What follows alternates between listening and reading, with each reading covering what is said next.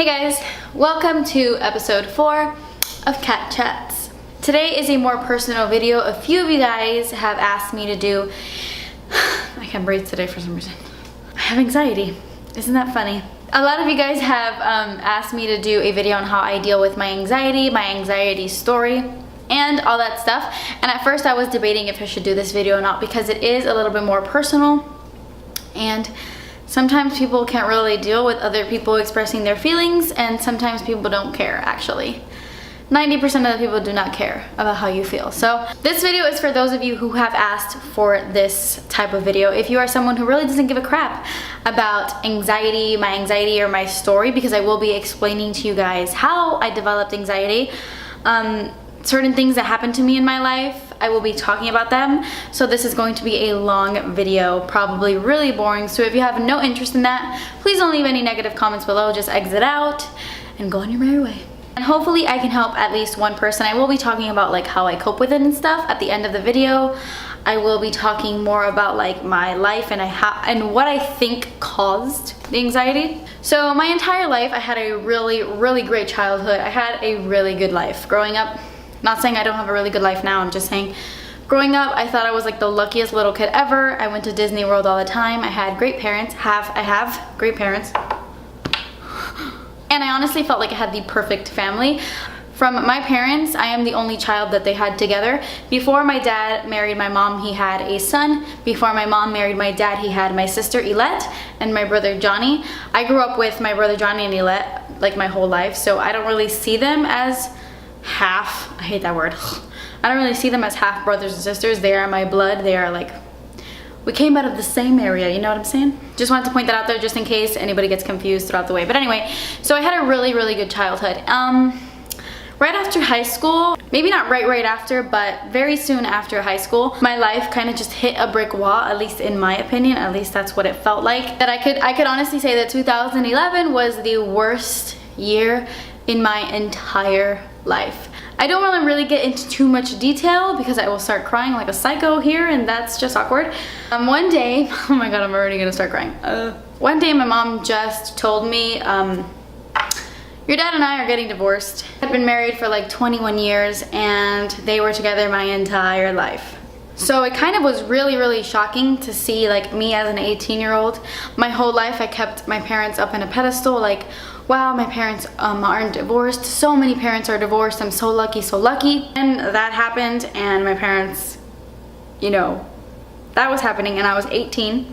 And it's so weird because you always hear about how kids really suffer through divorces. Like the younger they are, the more they suffer, which I'm sure that's absolutely true. I don't know, I wasn't in that position. But people seem to think that because you are older, you're 18, that a divorce does not affect a child, even if you are an adult, and it absolutely does. I grew up my whole life with my mom and my dad in the same house, under the same roof. I never had to go to 2 Christmases, 2 birthdays, 2 Thanksgivings. I always felt so bad for like the kids in my school or my friends or my cousins who did.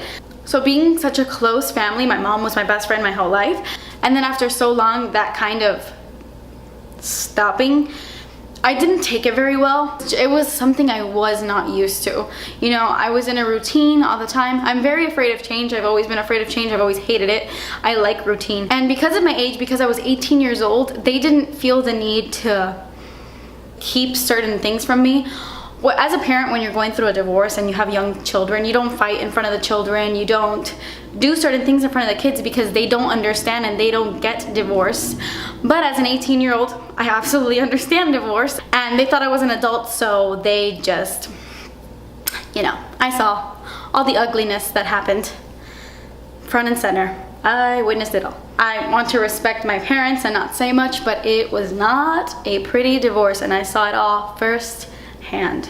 I remember I was gonna live with my mom really close after they told me about the divorce. I was gonna move in with her in an apartment while Danny was here in Mississippi, you know, before I left with him to come live here. I was gonna live with her in an apartment, and I remember walking into the apartment and looking around and then going into the bathroom and crying for like an hour in the bathroom because I lived in the same house for 18 years. And kind of like the thought of me living somewhere else that wasn't my home with my parents it was weird. And then a couple months after my parents told me they were getting divorced, I told my parents I was getting married. It was super awkward timing, but honestly I got married at the perfect time because Danny took me away from all that toxic negative energy that was going on. So yeah, I told my parents that I was getting married, you know, while they were going through a divorce. It was very, very weird for my dad. My dad was like, you know, whatever makes you happy. He didn't get it, but he was, you know, very, very, very comforting about it. Whatever makes you happy. You know, my mom loved Danny, so my mom was all for it, you know. So that happened, and I didn't take it very well, but I was okay. I mean, I wasn't okay, but I was fine. And then I got married. I left to Mississippi. My mom got her own place. She moved in with her mom, and then my dad stayed at our home.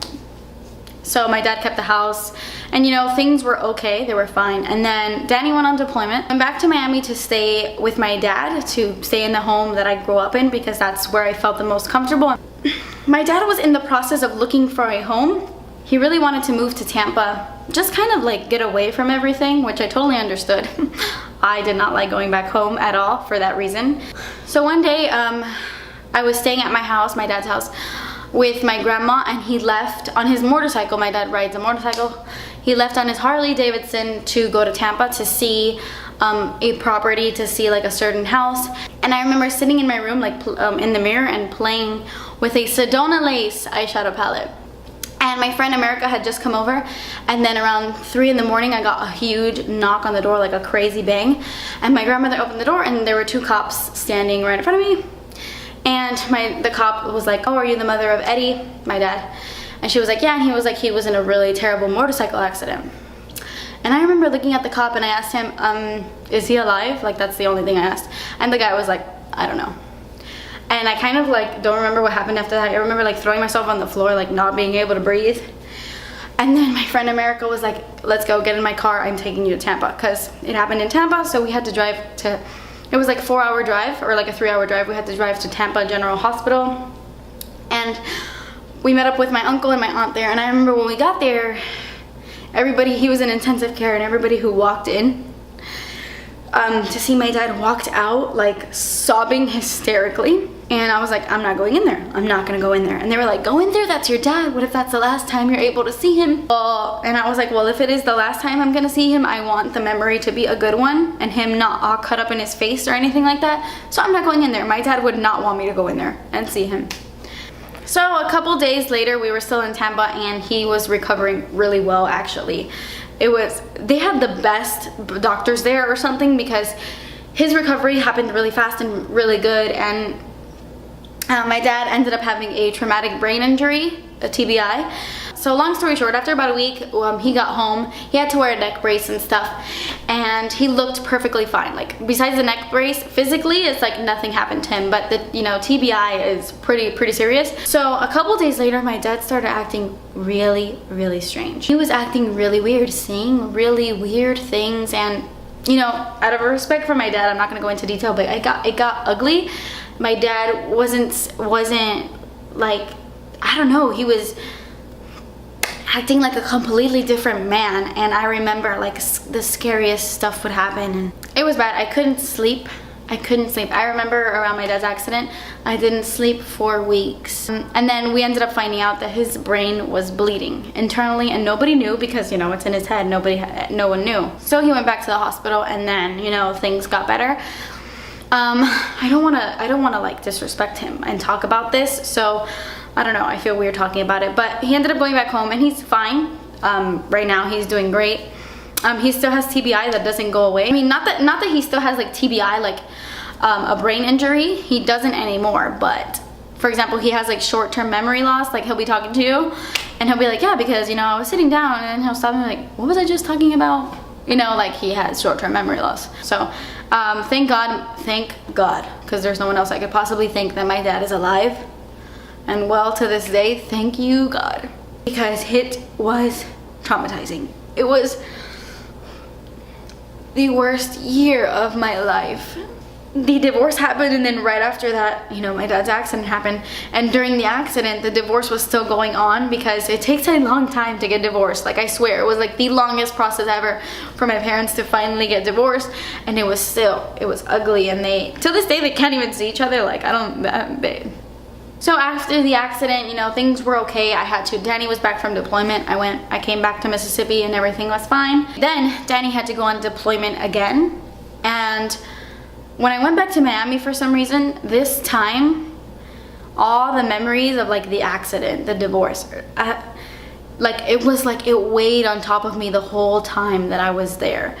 And then I remember it was September 16th. Danny was on deployment. I remember waking up and I couldn't breathe. I woke up not being able to breathe. So my mom took me to the hospital, and he was like, here, take some Xanax. I took some Xanax. It made it worse. I had to go back to the hospital again that day because the Xanax, it made it worse. I really felt like I was having a seizure when I was taking Xanax. Not a real seizure, but I felt super jittery. I didn't like it. And then it didn't stop for an entire month. 30 days or like 35 days around there, I had anxiety from the moment I woke up to the moment I went to sleep. And since I wasn't used to that, I thought it was the end of the world. It was bad. I've always been the type of person who had, what is it called, social anxiety, or like general situational anxiety. Growing up, I never liked to go out partying. I didn't like to go to a club. I didn't like to be around places where there were so many people. I've had paranoia issues since I was younger. It had nothing to do with like anything that happened with my parents, but I've always been just a strange individual since I was really young. So I didn't like to go out, but every time my friends would like persuade me to go somewhere and there were a lot of people, I would get anxiety. But the second that I would leave the party or the place, my anxiety would go away. So that was the kind of anxiety that was super easy to deal with for me, because I knew what the problem was. It was the fact that I was at a party with too many people, and I knew how to fix that. Leave the party. So I knew how to solve the problem. So it was really easy for me to deal with that. I never really cared about that kind of anxiety. But this anxiety happens, and I would wake up with it and go to sleep with it and wake up with it, go to sleep with it, and I didn't know how to solve the problem. So it gave me more anxiety, and I felt like I couldn't breathe. I would go to the hospital very often because I felt like an elephant was sitting on my chest. My dad was like, you really need to see someone, you need to go to a psychologist, you know. So I did. I ended up going to a psychologist, a really great one. I'm really lucky that I have a really good psychologist. And you know, she was telling me like, you have really bad anxiety. So I ended up seeing a psychiatrist. Psychologists kind of talk to you about your problems, and psychiatrists prescribe medication. And when I went to my psychiatrist, he basically told me I had anxiety with panic disorder. I forgot, general anxiety, I forgot what it was. General anxiety with panic disorder, because I would have panic attacks very, very often, like throughout that whole month. Like I would just like not being able to breathe and like freak out, and I would have panic attacks. So he gave me like 2 pills, one that I was supposed to take on a daily basis and one that I would only take when I had a panic attack. And I took this one that I was supposed to take every day for about a month and hated it. I felt so bad. I was like, I'm not gonna be a slave to a pill. I'm not gonna do this. I'm gonna conquer this on my own. F this pill, I'm not gonna do it. So I threw away those pills, and I only kept the ones that would calm me down if I had a panic attack. So whenever I have really, really, really bad anxiety or a panic attack, I take that pill, and then I feel a lot better. So that pill stays with me in my purse at all times because it really, really helps me. But I decided I wasn't gonna do the pill every day thing because I was stronger than that. At least that's what I told myself. So, you know, I would tell my psychologist, like, I don't understand what's happening. And she basically brought it out and told me, you know, like, having that traumatic experience of your parents' divorce and your dad's accident happening so close together, it caused the anxiety. But the second you left, it's like you left all that behind, so you didn't feel it bother you. But when you came back down to Miami and all the memories hit you like a ton of bricks, it triggered your anxiety. And that's when it really, really hit you, which made so much sense because I loved Miami. All my friends are there. I love being with my dad. Like, I love living with my dad. I love being there with my dad. Love it so much. I wish I was there now. I miss him. I kept replaying like the accident in my head. Like whenever I would look at his bike, he doesn't ride his bike anymore, thank God, but it's sitting kind of like in the house. Whenever I would look at the bike, I would think of the accident. Whenever I would, you know, certain things that I would look at would trigger those memories, and it was bad. I really thought that I was gonna feel like that for the rest of my life, and it would scare me so bad. I would tell him, like, I don't want to feel like this for the rest of my life. I don't know what I'll do if I wake up with anxiety for the rest of my life. I don't know what I will do, honestly. My dad was the only one who understood. Nobody else understood my anxiety. I didn't know anybody else who had anxiety except my cousin, but nobody understood it. And my psychologist made a really good point, which if any of you guys have anxiety, which I would think so if you're watching this video, but if any of you guys have anxiety, just keep this in mind, because it really did help me. Because I kept trying to explain to people, like certain people in my family, certain people in like certain group of friends, no, you know, I can't go out because I have anxiety. And my friends were like, you can't go out because you have anxiety, so you can't come hang out with me because you have anxiety. Oh, okay, yeah, sure. And my psychologist explained it to me like, no one is gonna tell that your foot is broken unless you have a cast on it. That stayed with me and really did help me, because it's true. Anxiety is a mental thing. It's something that happens inside. So you physically look perfectly fine, but it's something that's going on inside your body. So no one is gonna understand it because they don't feel the anxiety. So if there is one thing I can tell you guys, is do not try to explain anxiety on other people. They will make you feel like you're crazy. Certain people will be like, oh, okay. It's not, there's no cast on your foot, so no one's gonna know your foot is broken. So if you're really feeling really upset, maybe talk to a psychologist, or talk to someone you know is really good at listening and really is understanding, because most of the time people, they don't understand. And that doesn't make you crazy. That doesn't make your problem any less of a problem or any less important because people don't get it. That's not true. So one day, after a lot of praying and a lot of like hoping, you know, one day I woke up and I didn't have anxiety after a whole month. And I was like, oh my God, I don't feel so bad. And I got some anxiety that day, but it wasn't a constant thing for the whole day.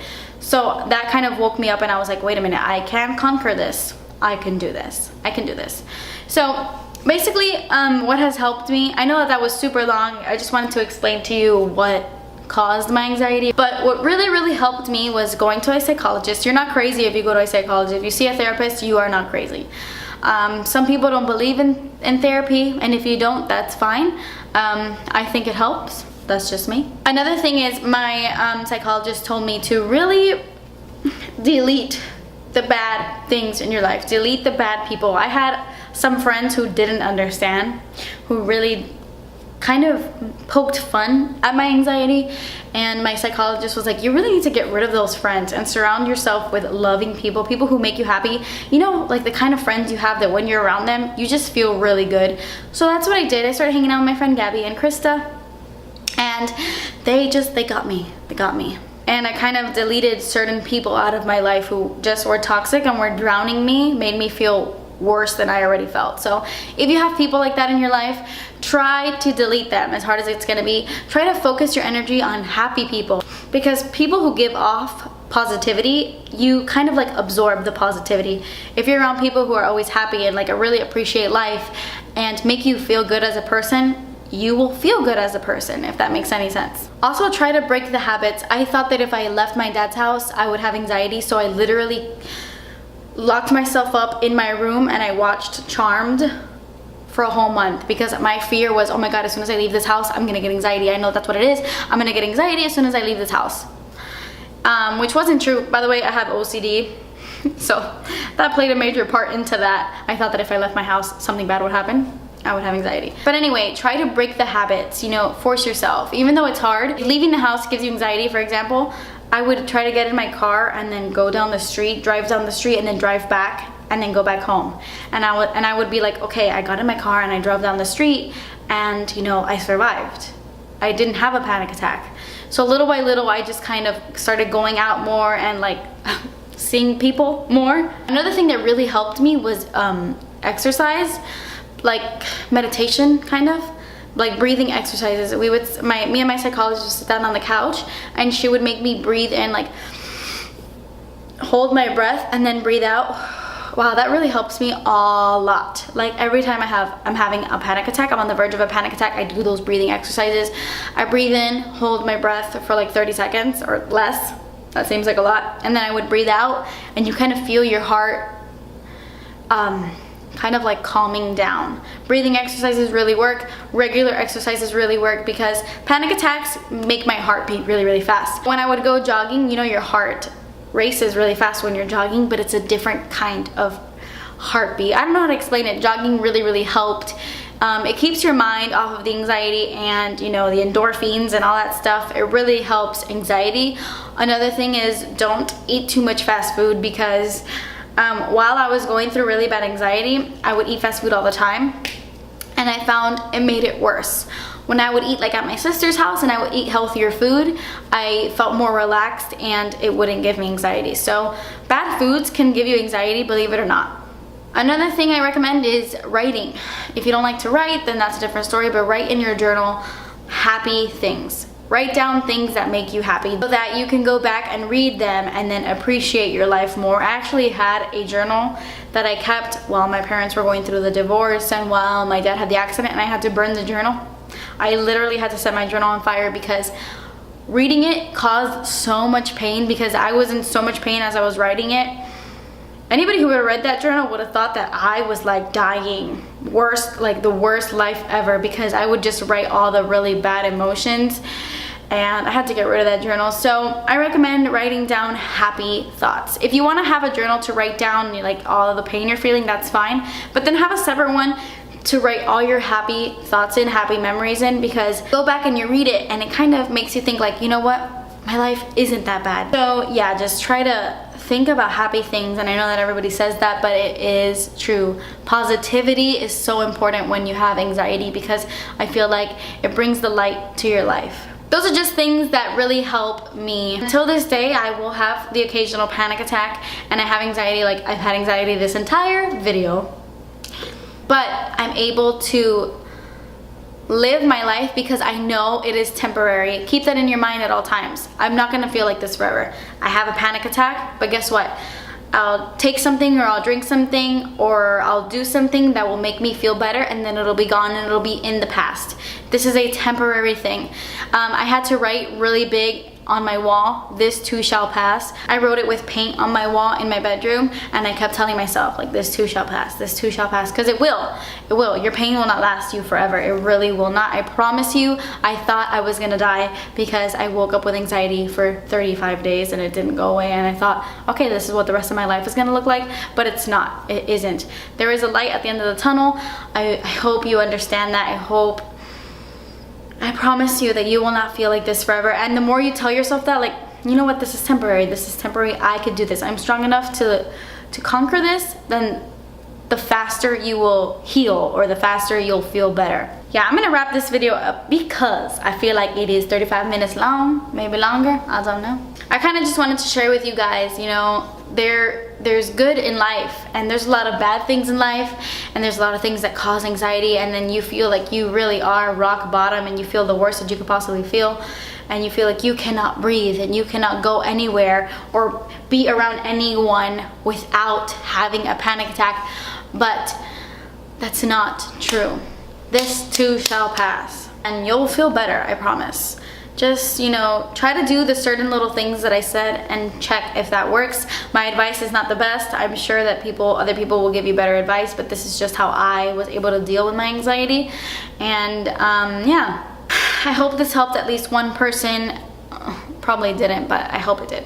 Thank you guys so much for watching. I love you guys. I love you guys so much. Please subscribe if you haven't already. And I will see you in my next video. Bye.